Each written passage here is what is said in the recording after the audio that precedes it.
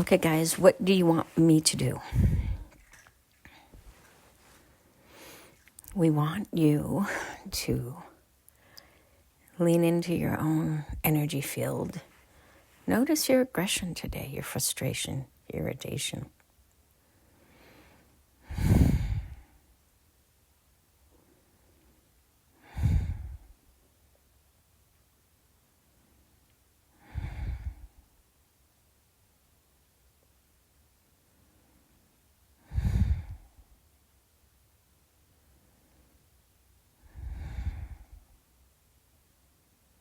Do you see how it is dissolving? Don't bottle it up. Let it move when you feel it. Allow it to exist without resistance. That is your struggle in trying to present as perfect always to the world. Controlled, regulated, no outbursts. It is not healthy. Your figure eight needs a little bit more figuring.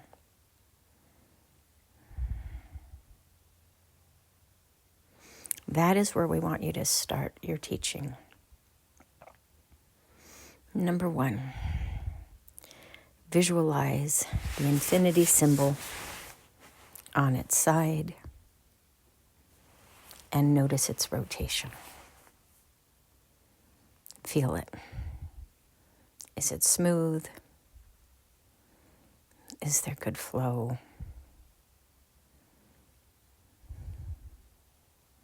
What is missing?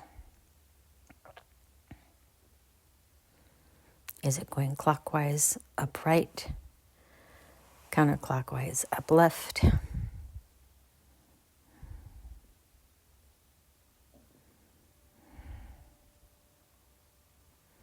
What does your infinity symbol look like?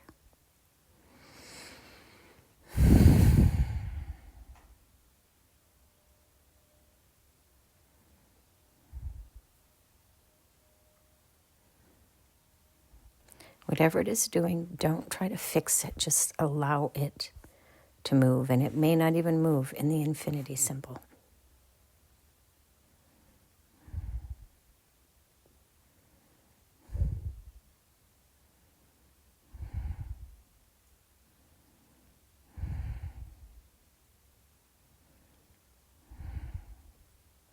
Yours now has decided to break out of the traditional infinity symbol, the unity loop, and it is now doing a counterclockwise circle.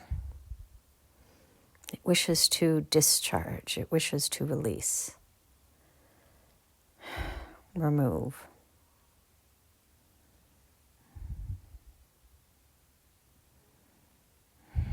Now notice it's slowing down.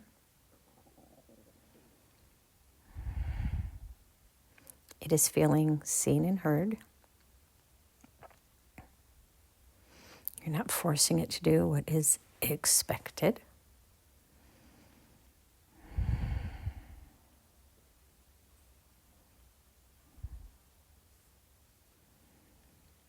Now invite it back in.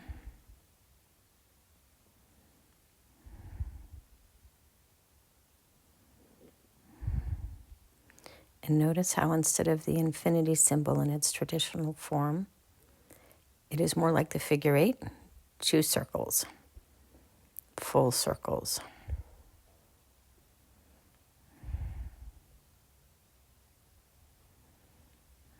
Allow it to express itself. Now it's doing just the left counterclockwise circle again. It is discharging.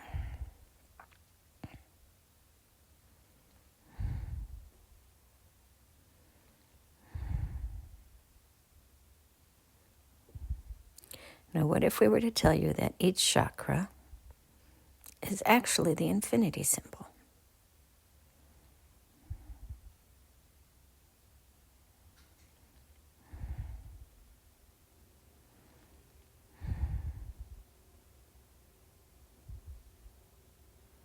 We have moved from the traditional round chakra, which is a wheel, to the Mobius strip.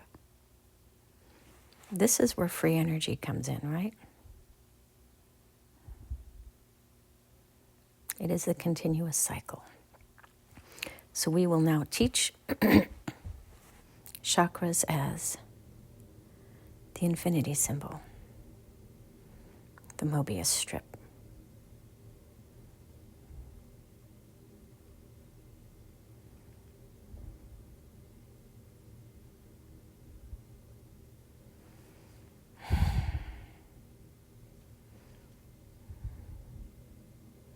Now have the Mobius strip go the opposite. See if you can move your energy counterclockwise on the right and clockwise on the left. What does that look like? Does that feel better? Does that flow better than going the other direction? Trust that your body knows when to discharge and when to energize. One is cleansing and clearing, healing, and the other is regenerative, nourishing, restorative. We will do this for the collective, Kati. Can you see how we're going to build something new for you, for them? This is a new energetic imprint within which humanity finds itself. Okay, so now I'm going to take the Mobius strip and move it up along the spine. Visualize a spine and a Mobius strip, but it's not facing forward. It is facing upward, kind of like flower petals. When you look from the top down, it is a flower design. Does that make sense? Each one is slightly off, like a fan that is turning. And your Mobius strips are always rotating.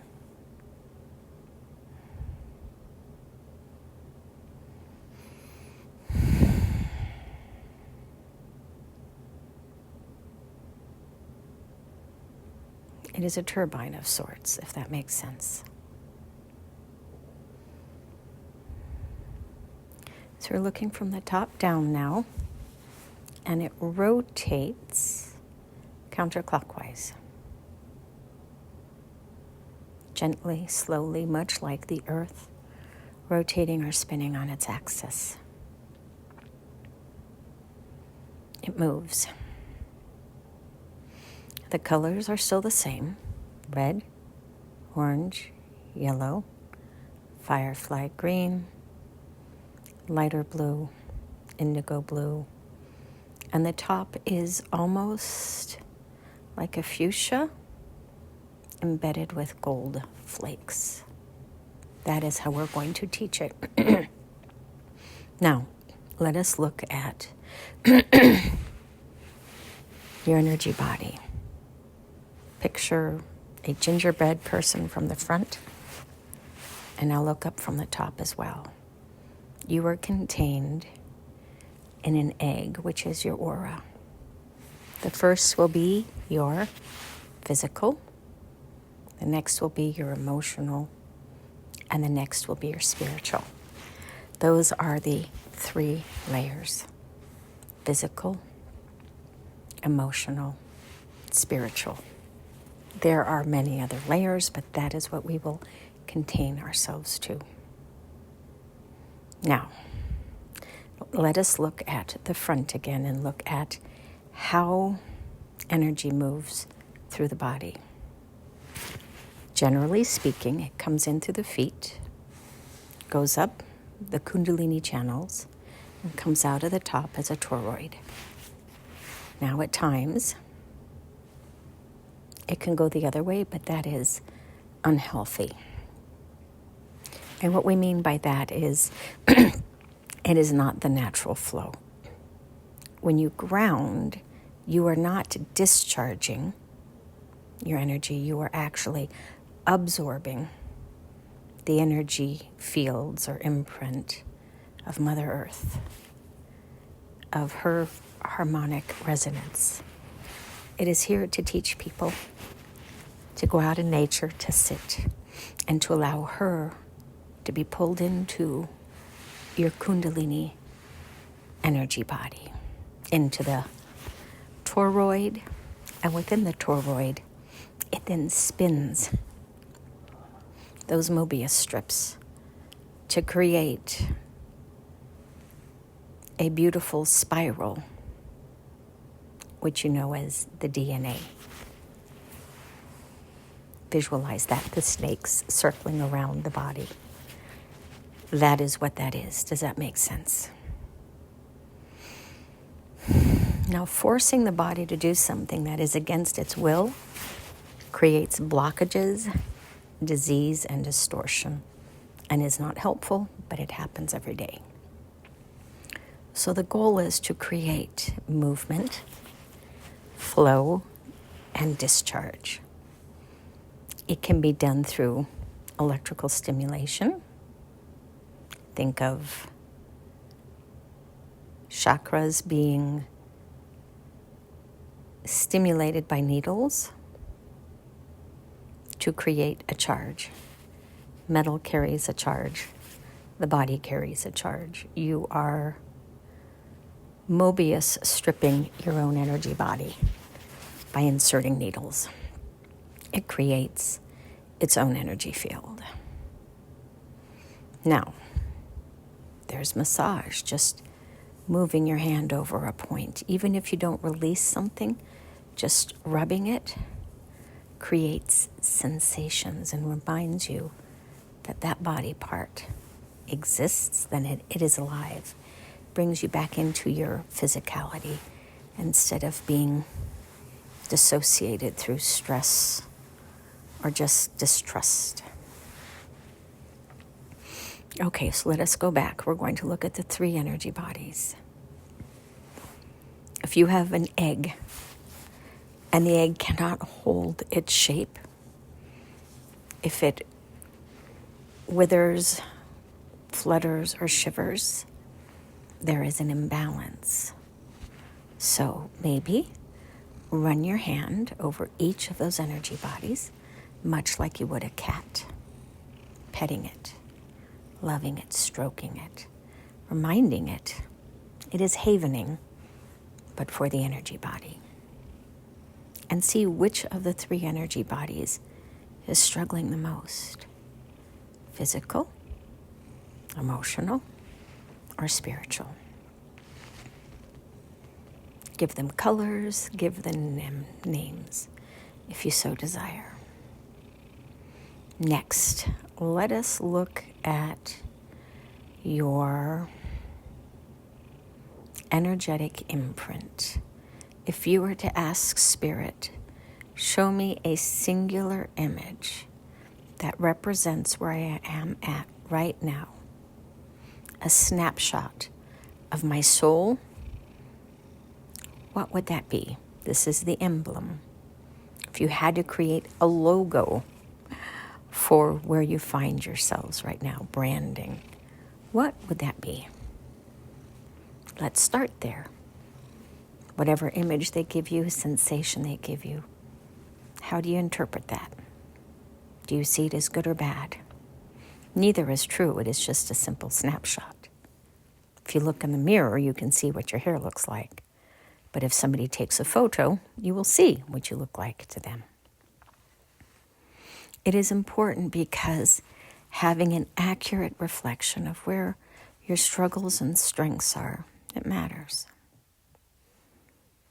Next, let us move on. If you were to choose a color thematic imprint of your soul's journey right now, what color would it be? Ask for that color.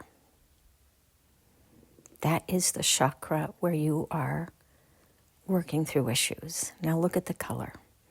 Is it muted, dull, or is it not one of the colors of the traditional rainbow? Is it black or gray? Is it white? Or is it hollow? Find the patterns. It is neither right nor wrong.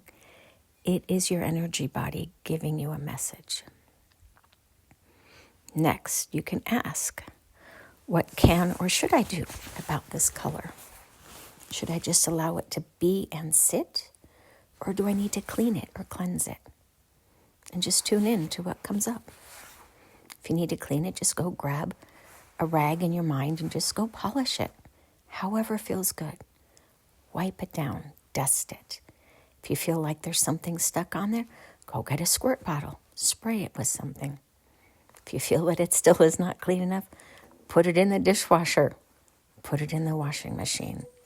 Find something that will help you to clean it. That makes sense to you.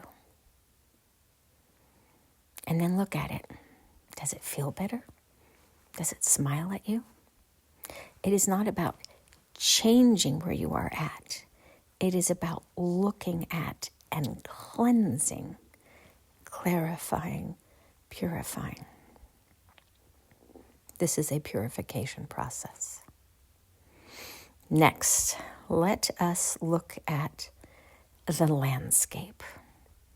There is the traditional tree of life, but let's expand that a little bit more. Picture the tree of life in a setting. Is it in the desert? Is it tall in the mountains? Is it in a structured forest, meaning a man-made forest, or is it naturally planted? What do the surroundings look like? Are there other nourishing plants? People? Birds? What surrounds your tree of life? To give you an idea of the environment. Is it nurturing and nourishing? Or is it decimated and dry? And then look at it and say, what can I do? What should I do?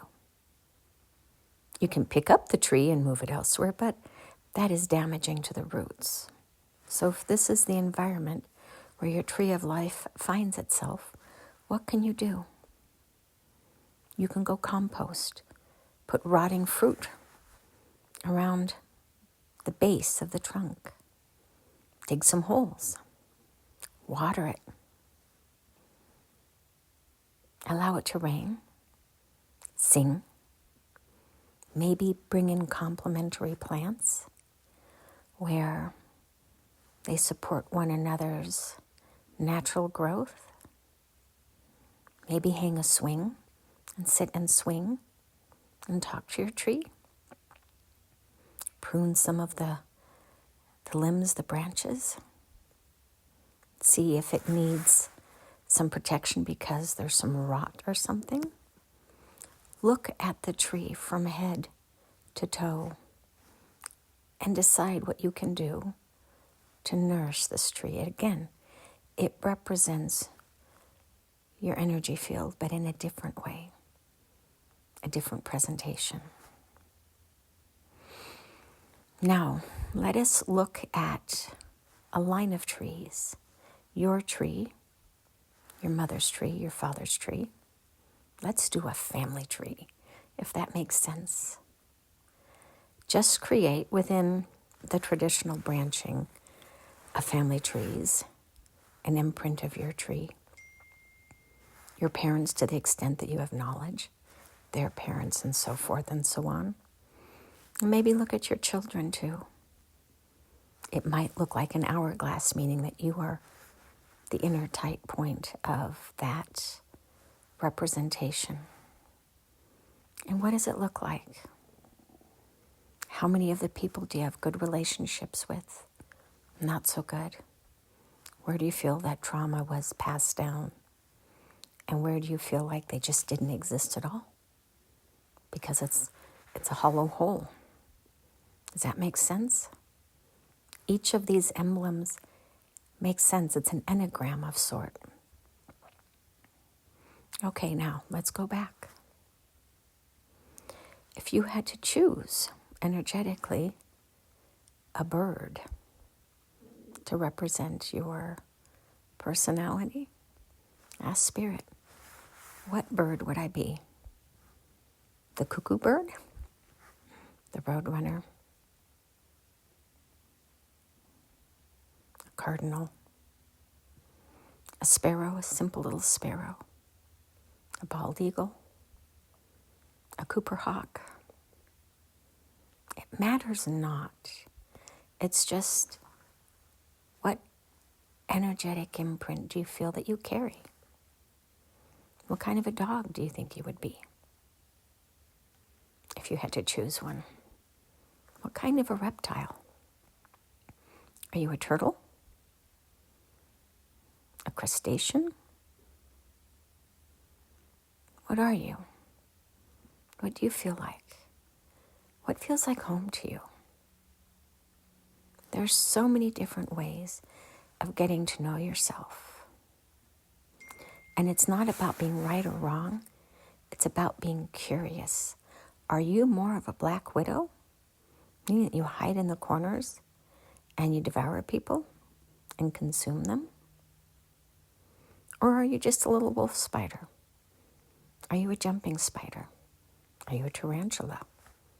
Are you the brown recluse? Which one are you?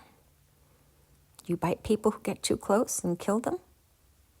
Or do you entertain them by bouncing around and jumping around and befriending them? And there is no right or wrong answer.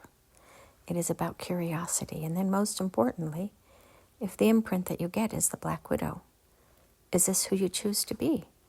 Or do you wish to choose to be a different spider by intentionally shifting your imprint? Just because you were born into a particular environment doesn't mean that you cannot change your energetic imprint. Now, a black widow cannot change. We get that. But this is an energetic reading.